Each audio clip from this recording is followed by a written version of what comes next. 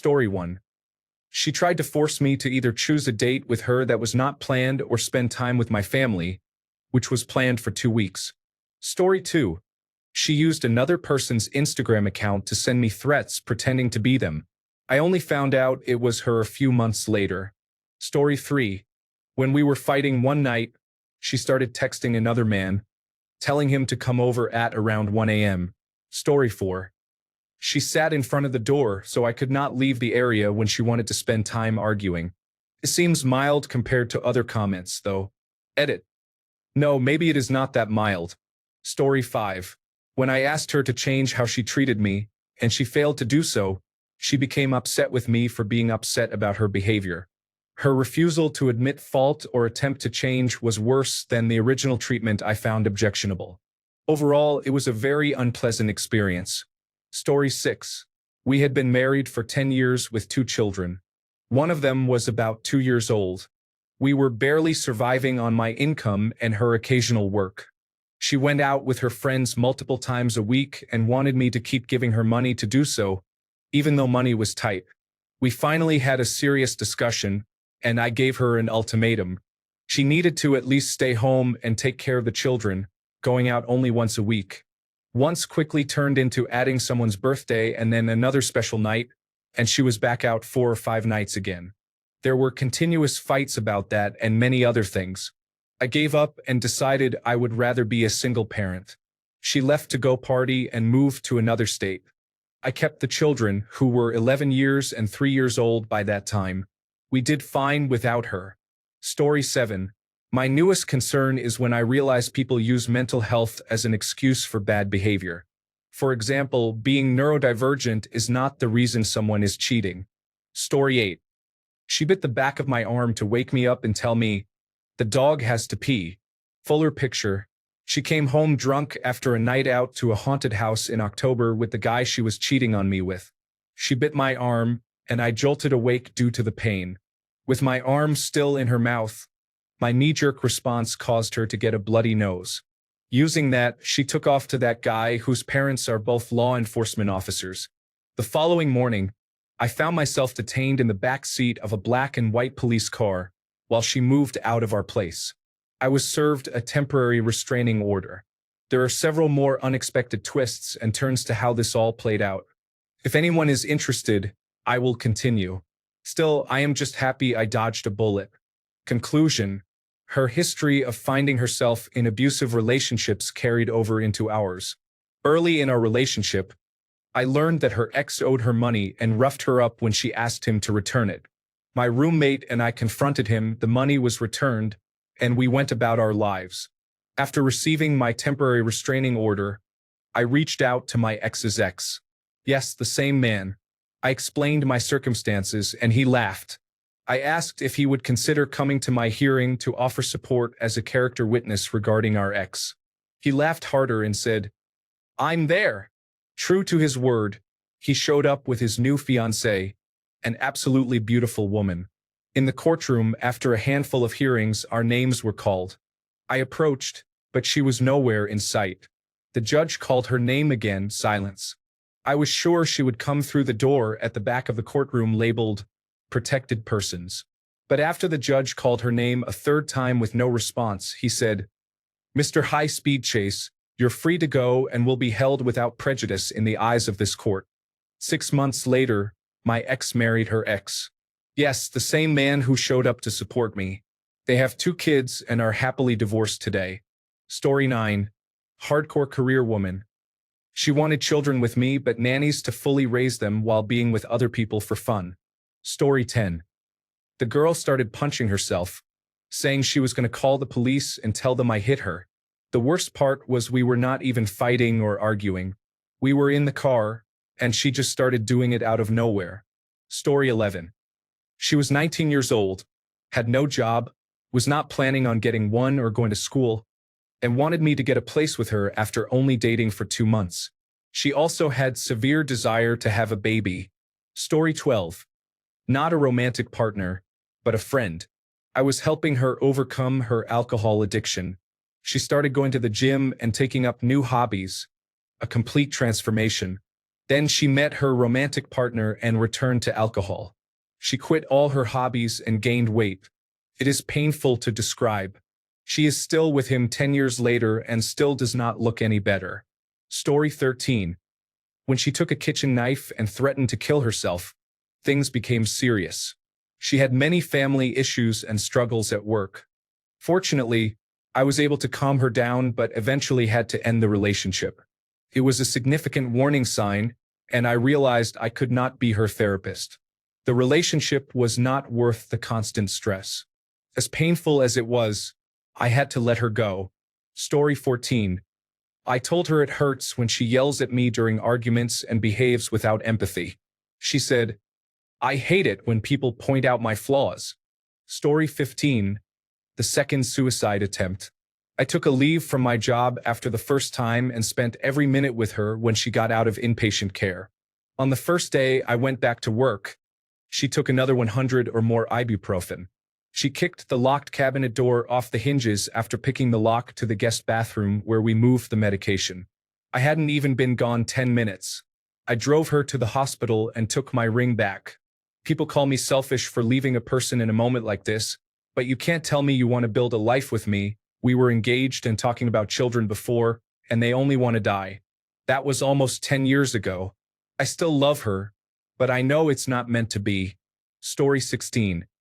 She started an argument, then punched me in the face, giving me a black eye, and left.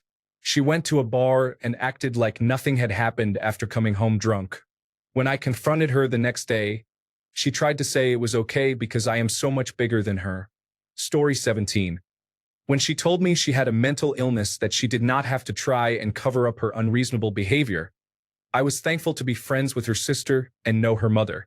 They were both able to tell me she was making this up and treating me like a fool. Story 18. I woke up extremely high and confused. She said, "Oh, I knew you were going to be stressed in the morning, so I gave you a few anti-anxiety pills while you were sleeping." Story 19. Avoidant attachment style felt too much like my past relationship with a narcissist. Cannot shoulder all the blame again. Story 20. When she wrote a long email to my employer accusing me of being a thief and attempted to get me fired because she did not like the attention I was getting from other women as a bouncer at a bar, while she continued to live with her ex. My boss knew it was a fake email and informed me, "Someone close to you is trying to sabotage you," were his exact words. I broke up with her that same day. Absolute nut job. Story 21. She told me another man said that it is normal she does not have a career and that a real man would have taken care of her. Story 22. I gave her the option of therapy or splitting up.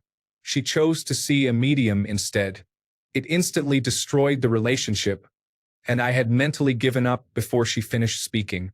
Story 23. When I received a call of acceptance to a program after years of massive effort in applying, she made it about herself. How relieved she was that we would not have to move. One of the greatest accomplishments of my life, and trying to share my joy with her made me feel completely alone and unimportant. Story 24. She was a starlet who knew and was intimate with a few famous people. I am not famous. First, we tried having an open relationship, but when it was my turn to be with somebody else, she became upset. Then she said she wanted to be exclusive because she was in love with me. A month later, a famous news anchor called her, and she couldn't resist. I had a hunch and made her confess. That was the end of the relationship. She was attractive, though. Story 25. This is for a friend. When she said she was pregnant with a second child for her terrible husband, she always had some new complaint. He was abusive, physically violent, and manipulative. I helped her gather resources and confidence for the inevitable day she would have to escape. Then one day, she excitedly told me she was pregnant. I was shocked. Something deeper than my connection to her broke that day. Someone gets to have children and a wife with no effort or care. She did all the work for the first and was willing to do it all over again with a second child. I am very sad for everyone involved. It is like a slow burn tragedy, but it is someone's entire life. We are still friends, but I no longer try to help her like I did before. I had to ask her to stop complaining about her husband and reminded her that if a crisis happens, I would still be there. Until then, she has made her choice, and I cannot help her cope with it. Story 26. She had this look in her eye when she would manipulate me. It was frightening, scary, and sexy all at the same time. Story 27. Not a girlfriend or crush or anything, but when my best female friend started calling her ex while we were on the train, it was the moment I realized some things could not be fixed. Story 28. She kept hanging up whenever we called, and then got mad when I didn't call her back. She should find someone else to chase her. Story 29. I found out she was texting her friend that she was in the middle of a suicide attempt while she was casually sitting next to me on the couch, not in distress or having taken any pills. As soon as her friend showed up, she ran and locked herself in the bathroom, pretending to have taken a large amount of paracetamol. There wasn't enough in the apartment to overdose. After I opened the bathroom door for her friend, I told her what I saw, a very fake ploy for attention, and left. The girl was a pathological liar who craved attention. I knew she had some issues, but full-blown borderline personality disorder and sociopathic tendencies were not what I signed up for. Story 30. Loved to yell and scream, argued in public in front of friends, argued in places I could not leave when she would not de-escalate.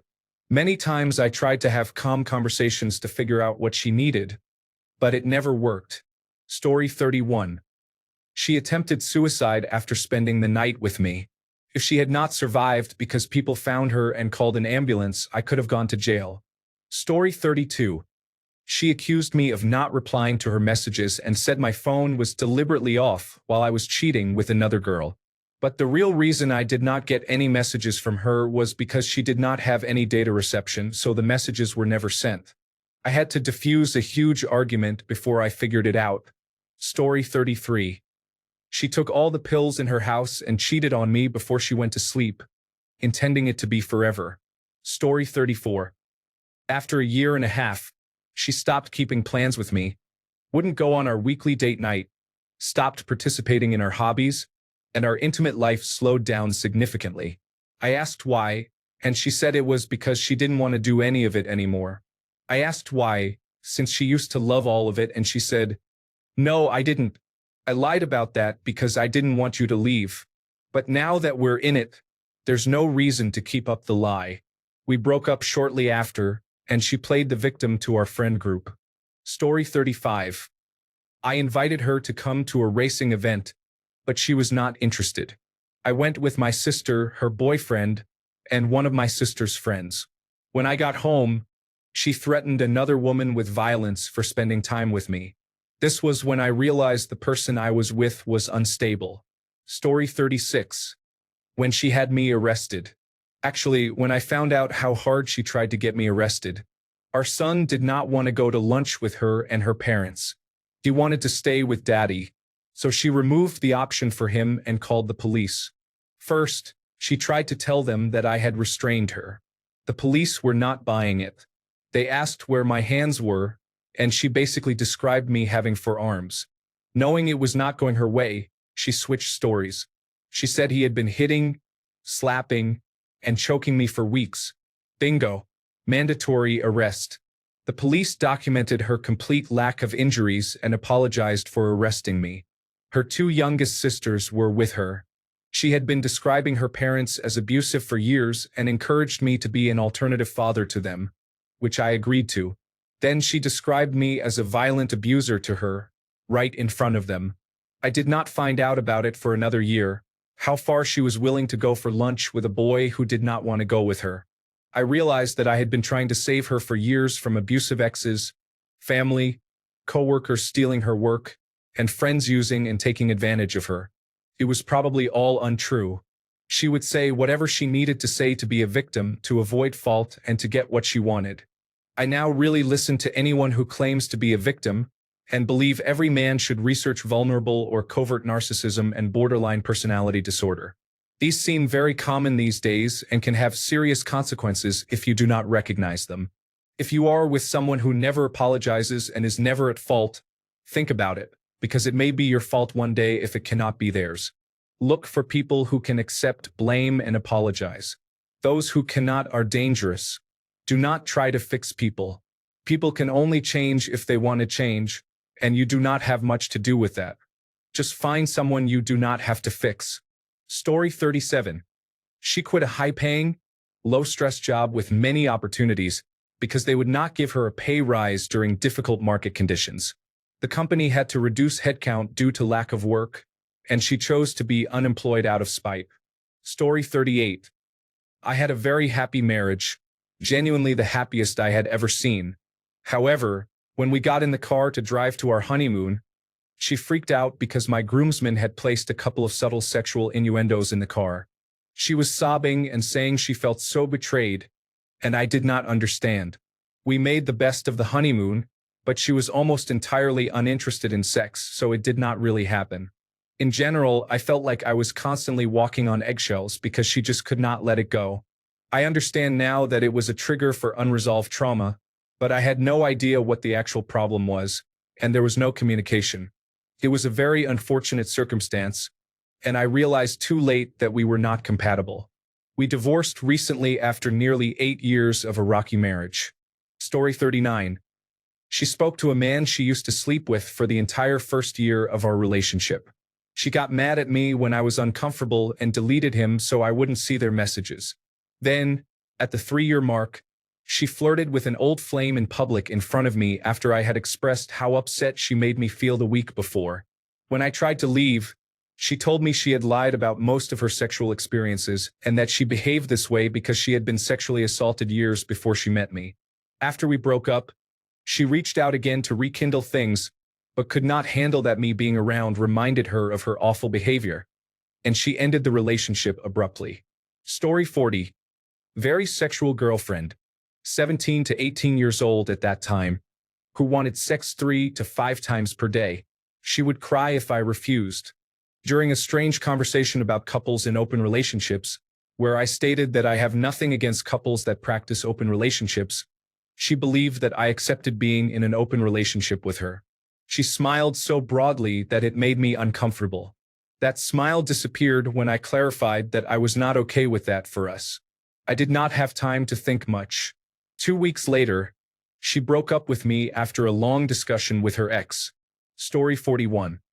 Made dinner for my daughter, pasta, and then cooked the same dish again from scratch at midnight so my girlfriend could have a hot, fresh bowl of her favorite pasta when she got home from her shift. I walked into our bedroom with a steaming hot bowl of pasta and a glass of wine to be met with an argument about why my daughter had placed a box on the counter where my girlfriend normally portions out the dog's food. This was inconsiderate and a huge inconvenience in her mind, and she chose that moment to start a fight about it. I began planning how to reverse her move-in process right then. Story 42. She admitted to thinking that certain kinds of people needed to be euthanized or at least sterilized for the good of society. She did not take it well when I told her that this was called eugenics and went out of style when the Nazis were defeated. Story 43.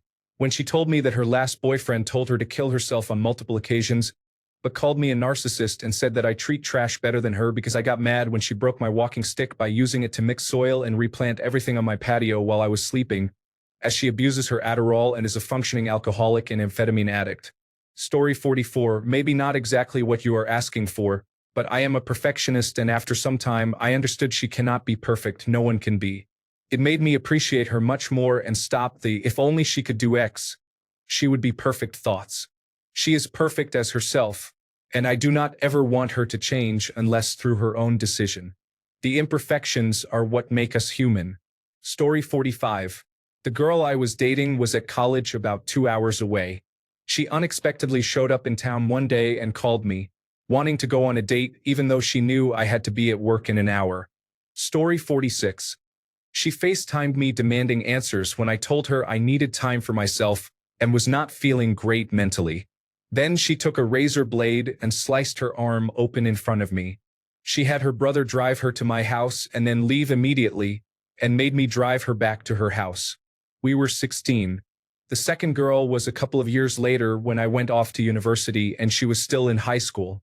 I was focusing on my studies because I really wanted to do well at the school I was paying my life savings to attend. She wanted me to focus on her and essentially drop out to be a stay-at-home boyfriend.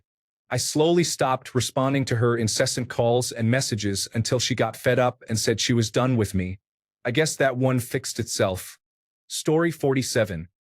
When she was arrested in front of me for having a relationship with one of her students, I realized how deeply troubled she was. She had been molested as a child and had understandably become a deeply broken adult. I spent nearly 20 years trying to help her. Story 48. She threatened me with a knife once, and I told her to put it away. She brought it out a second time, and I had to walk away. Story 49.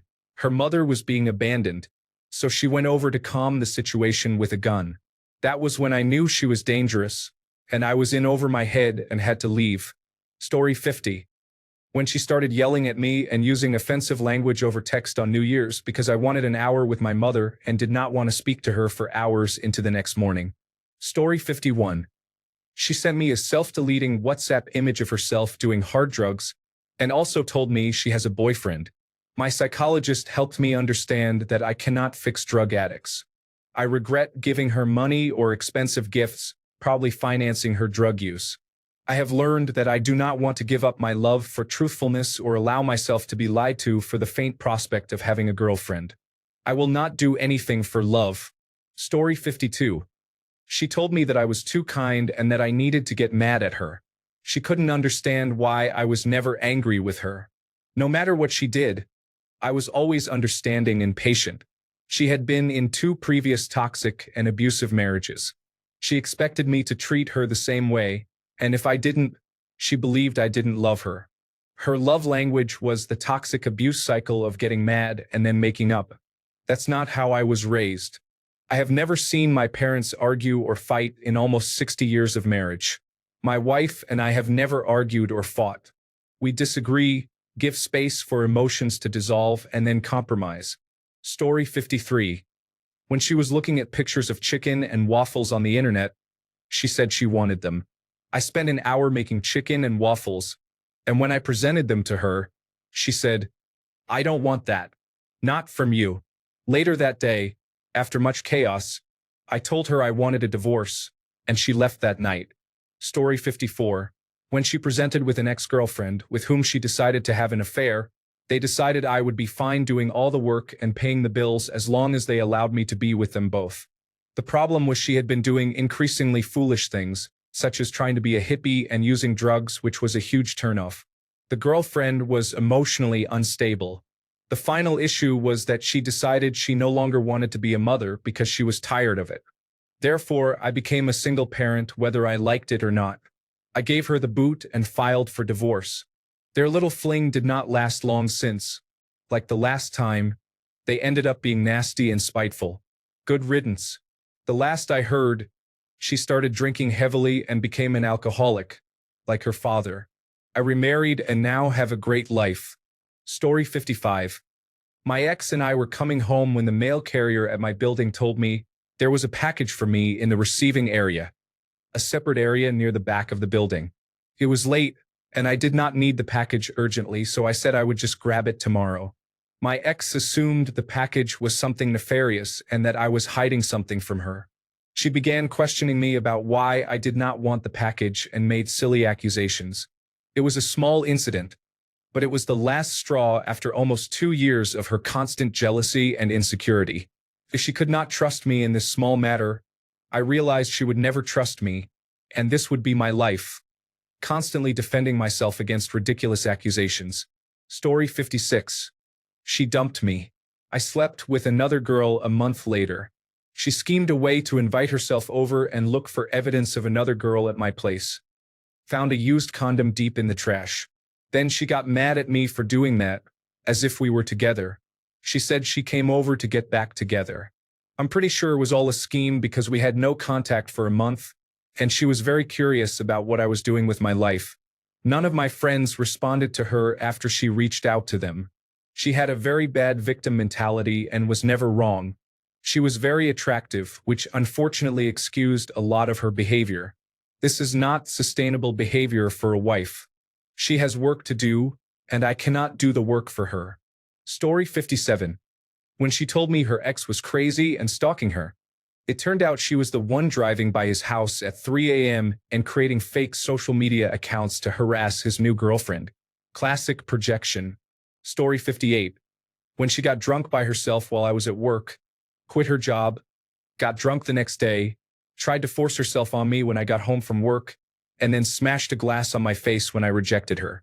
She was bipolar, had a lot of trauma from her childhood, and was also an alcoholic and serial cheater.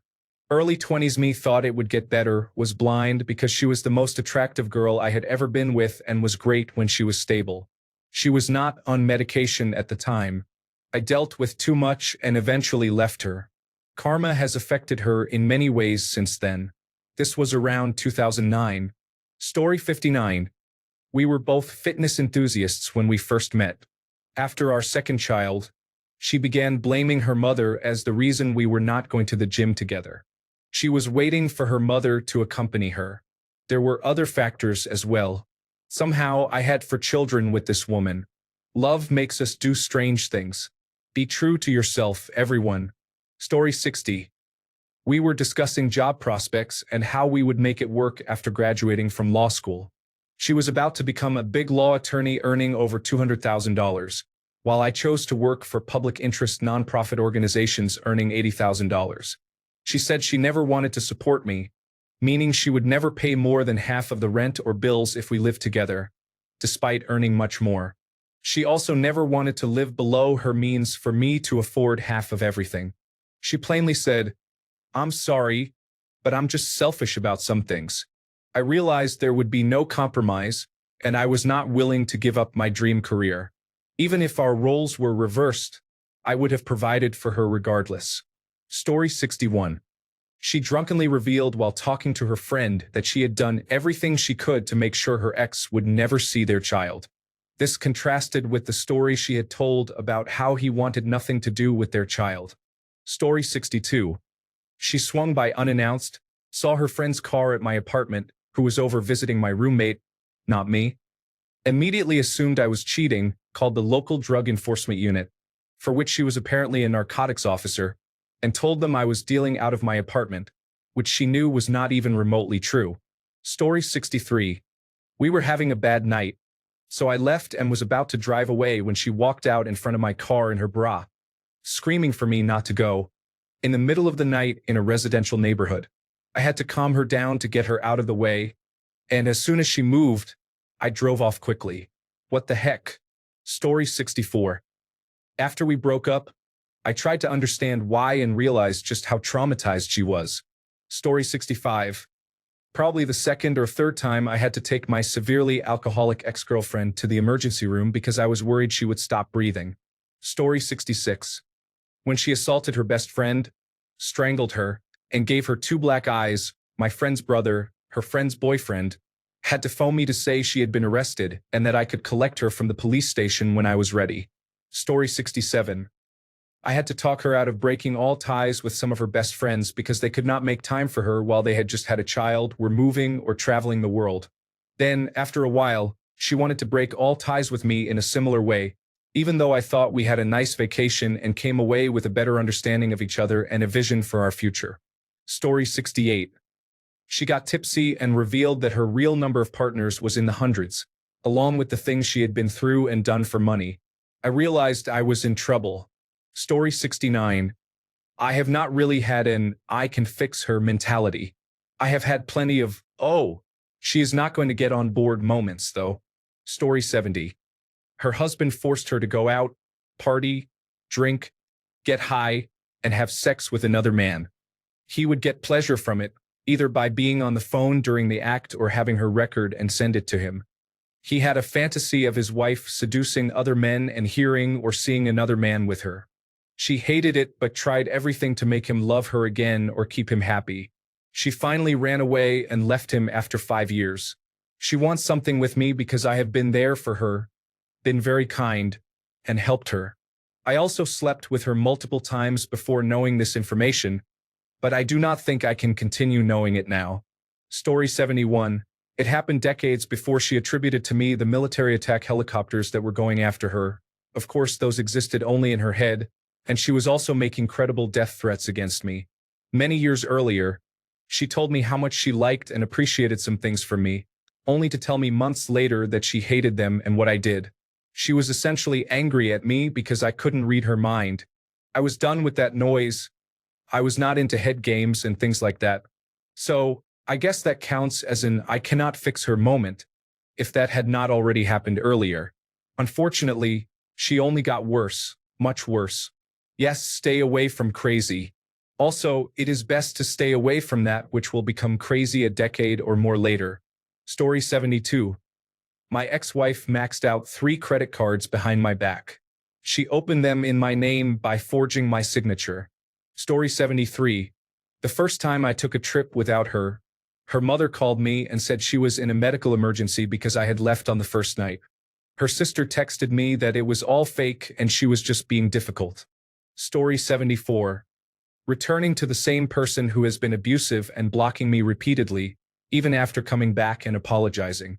I hope they stay safe, but I have done what I can, and it is not my responsibility. Story 75. Sex was extremely awesome. She was hot. I stayed way too long. After an argument, I just went to watch some TV. She started kicking, punching, and spitting at me. At one point, it was too much and I pushed her. My adrenaline plus her being smaller didn't help. She fell, and I got up still mad as hell. A split second before doing something more stupid, I got to my senses and stopped. She calmed down for a few weeks, then went after my daughter. She broke her phone and pulled her hair. That was it. I got her out of the house that week. I could manage her attacking me but not my kid. Story 76. She hit me over the head with a bottle of Jack Daniels. But that was almost 20 years ago. Sunk cost fallacy is troublesome. Story 77. When she held her breath, plugged her nose, and sat there until she almost passed out.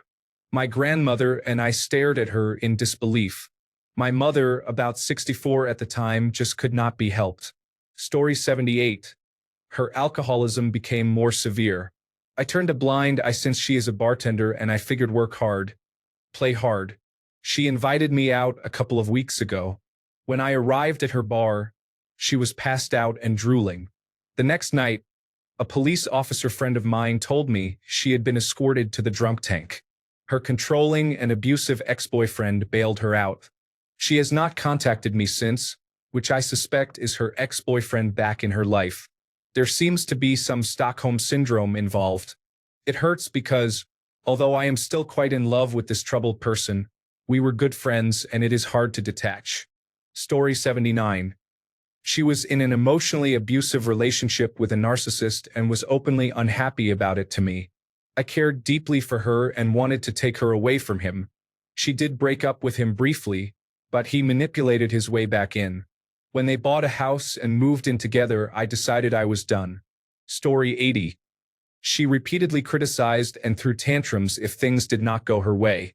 To make up for it, she said she wanted to show her appreciation daily because she could not repay my kindness to her in any other way. How about just being kind? Story 81. She said she no longer wanted to have sex, but I could not have it with anyone else. I made her sleep on the couch for 3 weeks, then filed for divorce 2 months later. Story 82. When her transmission failed and the raw scrap value was less than the cost of a new one, it was time to move on. Story 83. Maybe when we went to my family's Thanksgiving potluck dinner and she needed me to go through the food line for her because there were too many options. Or maybe when she wouldn't let me go to sleep because she didn't like the way I was saying, "I love you too." Or maybe when I realized she had made me responsible for her emotions and behavior.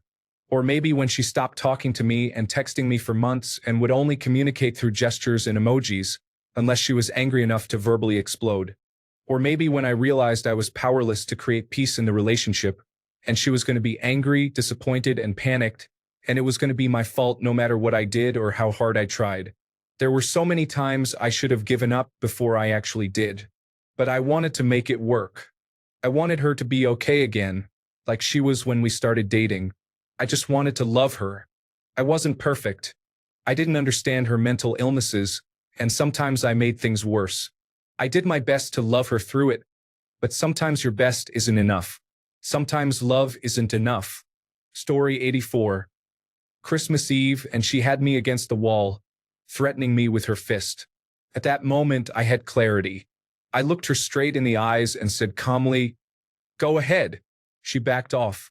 Story 85. I was making love with my first wife after a lovely weekend I had planned for her. Just as it was really getting good. Or so I thought. She said, "Are you done yet?" We had children, so the divorce took another 2 years. But yes, I was done. Story 86. I pulled my steering wheel while driving over the tallest bridge in town. I was distraught, and I think she briefly considered murder-suicide. I broke up with her. Then she tried to form a group of ex-girlfriends with a previous ex of mine. Thankfully, the sane ex declined to join. The second craziest held a knife to my throat, then to hers. Difficult times. Story 87. The moment I went on any date, it was not my job to fix anyone, and none of them were broken people. I would have phrased this a bit differently if I were you. That said, I understand what you were trying to ask. For me, when she said she spoke with her car and that nobody could talk her out of believing it talked to her, she literally believed her car was conscious and was a good friend of hers. I did try to talk her out of believing it, but it was useless. I think she was very lonely, and giving up that delusion would have been too much for her to bear. Story 88. I never believe you can fix a person. You can ignore the aggravating parts and concentrate on the good parts if you choose. Story 89. She said that even though we started something serious before knowing me, she was already friends with another group of males and that she was not going to stop clubbing with those males. Story 90. My mom called me a mythomaniac when I told her that her new husband was making my life miserable and that I am no longer part of the family. Story 91. Not a man, but I have this best friend who spent the better part of 5 years with a problematic drug addict. During those 5 years, she would cry to me every single time something happened. He would cheat, he would relapse, he would hit her, he would bully her, he would not pay his portion of rent, and so on. Literally every single time. Every time I would offer sound, sane advice to leave him, to which she would say, "You're right," and just never do it. He would muster up some half-hearted apology and manipulate her with his past and how it was not his fault he was this way, and so on, drawing her back in. It got to a point where she could see the pattern, especially once he moved in, but she decided to stay out of familiarity. He's my best friend. I love him. Nobody knows me like him. Which was total nonsense, by the way. I just couldn't keep hearing about it after that. Every time she brought him up, I would just say, "You know my thoughts and opinions on this?" and change the subject. That year was rough because, of course, I wanted to be there for my friend, but not just to be an ear she could complain to while doing nothing to change her situation. It was incredibly hard to balance that. She has left him now, finally, and only because she had to move away when the lease was up. That was frustrating and painful to be involved in. I have since stopped trying to advise my friends. I will let them live, and unless they come to me for help, I will not offer it. Story 92. I have never had this experience because I have never tried to fix anyone. I do not understand why people feel they have to fix someone. It is not your responsibility. It is each person's own job to fix themselves. Story 93. When she returned to her abusive ex-boyfriend because he earned a sizable income, she realized she could endure his abuse and cheating for the sake of the children. Story 94.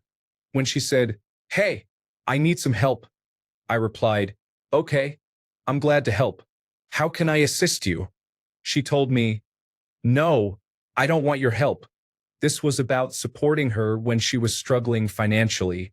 I had a hard time with that because it confused me. Story 95. My ex kept gaining weight and having unpleasant political views.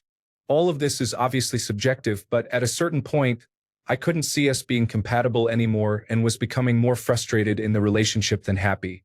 Story 96. I don't want to fix any woman's issues. That is her responsibility.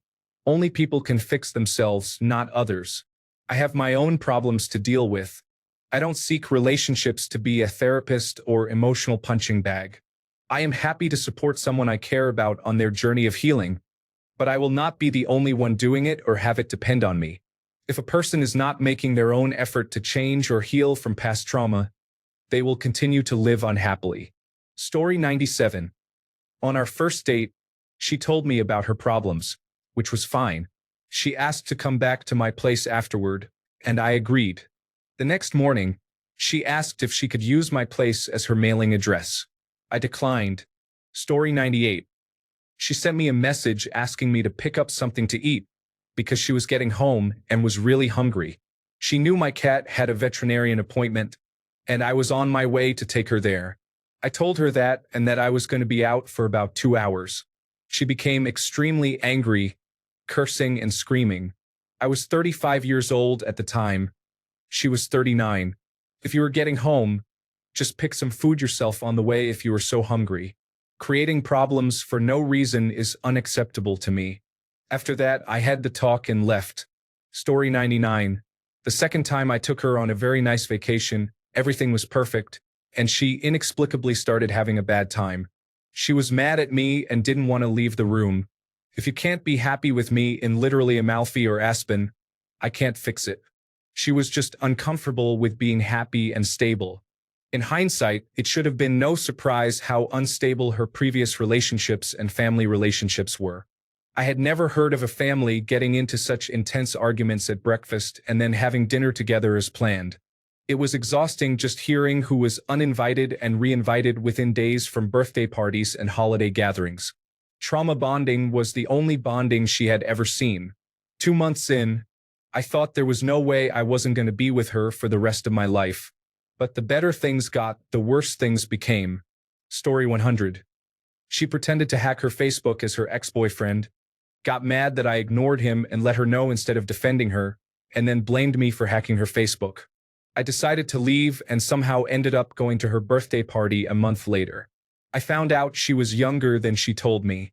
I was 18 and she turned 17 instead of 18. Story 101. Anytime I dated a woman who refused to believe for even a second that she might be wrong about something was my "I cannot fix her" moment. Unsurprisingly, I would say about 80% of the women I encountered were like that. Women who did not know the difference between confidence and arrogance.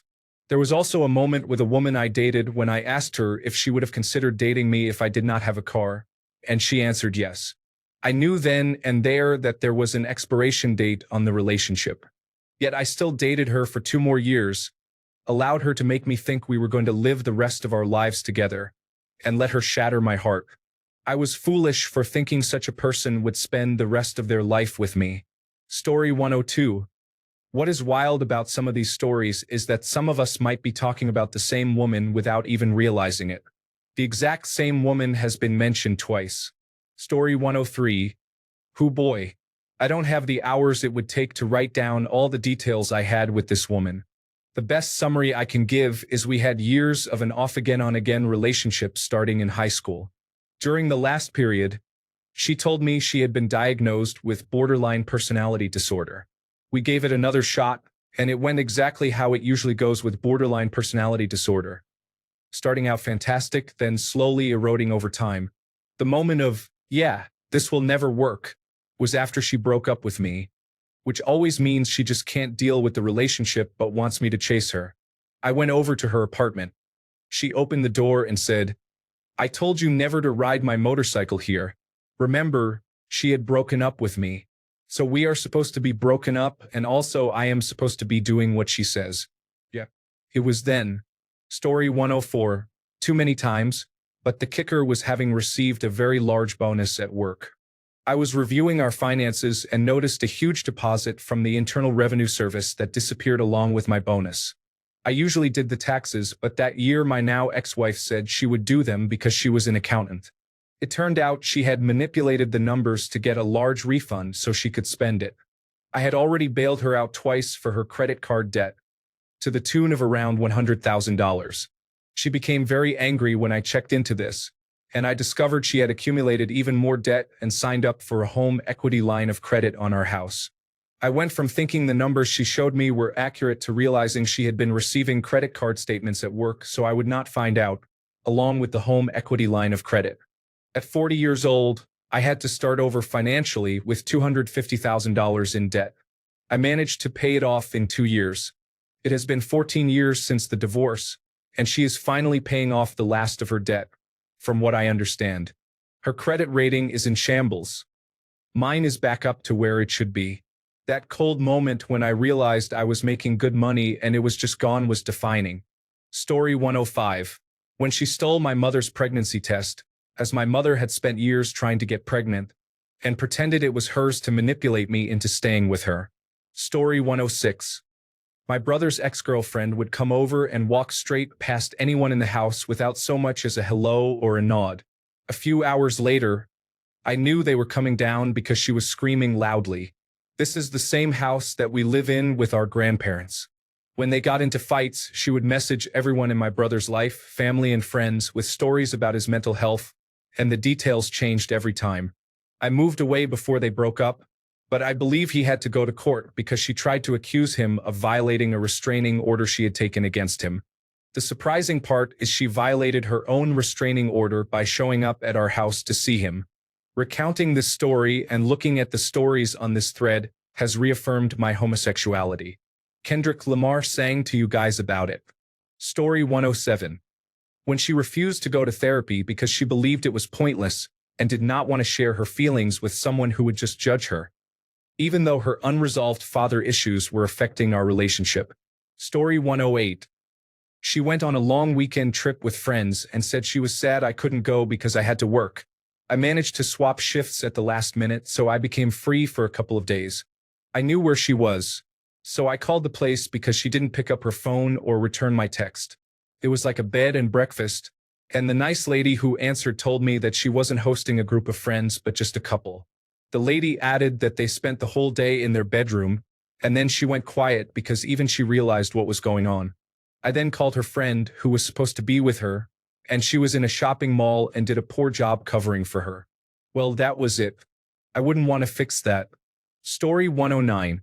When she called me from her family's house in California, where she went to visit them for Christmas, she told me she was not coming home because she was moving in with the man whose character her character is dating in World of Warcraft. 8 years of marriage ended in an instant. Story 110. Fix her? Easier to fix. Global warming. Stop all wars and conflicts. Have people get paid for the work they do themselves, not for what the people under them do. Story 111. 99% of ultimatums are always a test. If you give in, you will always lose and it will never end. By the way, if you give in, she will lose all respect for you. Thanks a bunch for sticking around till the end of the video. Remember to subscribe, and until next time, stay awesome and goodbye.